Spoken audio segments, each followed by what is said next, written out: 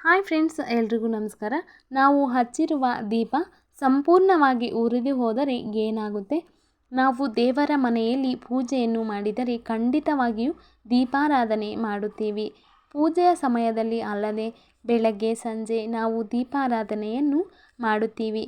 ನಾವು ಇದನ್ನು ನಮ್ಮ ಪೂರ್ವಜರು ಹಿರಿಯರಿಂದ ಆಚರಣೆ ಮಾಡ್ತಾ ಬಂದಿದ್ದೀವಿ. ಧರ್ಮಗ್ರಂಥಶಾಸ್ತ್ರಗಳಲ್ಲೂ ದೇವರಿಗೆ ದೀಪ ಹಚ್ಚಬೇಕು ಅಂತ ಉಲ್ಲೇಖಿಸಲಾಗಿದೆ.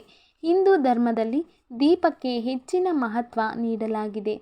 ದೀಪ ಬತ್ತಿ ಸಮೇತ ಸಂಪೂರ್ಣವಾಗಿ ಉರಿದು ಹೋದರೆ ನಿಮ್ಮ ಇಷ್ಟಾರ್ಥಗಳು ಈಡೇರುವುದು ಎಂದು ಅರ್ಥ.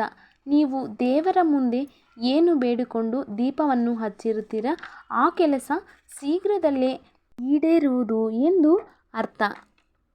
ದೀಪವನ್ನು ಇನ್ನು ಎಣ್ಣೆ ಇದ್ದಂಗೆ ಆರಿ ಹೋದರೆ ಅಥವಾ ಅದು ಶಾಂತಿ ಆದರೆ ಅದು ಅಶುಭ ಸೂಚನೆ. ಹಾಗೆ ದೀಪ ಹಚ್ಚುವಾಗ ಪದೇ ಪದೇ ನಂದಿ ಹೋದರೆ ನೀವು ಮಾಡಿರುವ ಪೂಜೆಯಲ್ಲಿ ಏನೋ ತಪ್ಪು ಮಾಡಿದ್ದೀರಿ ಎಂದು ಅರ್ಥ ಮಾಡಿಕೊಳ್ಳಬೇಕು. ದೇವರು ನಿಮ್ಮ ಮೇಲೆ ಕೋಪಗೊಂಡಿದ್ದಾನೆ ಎಂದು ಅರ್ಥ ಮಾಡಿಕೊಳ್ಳಬೇಕು.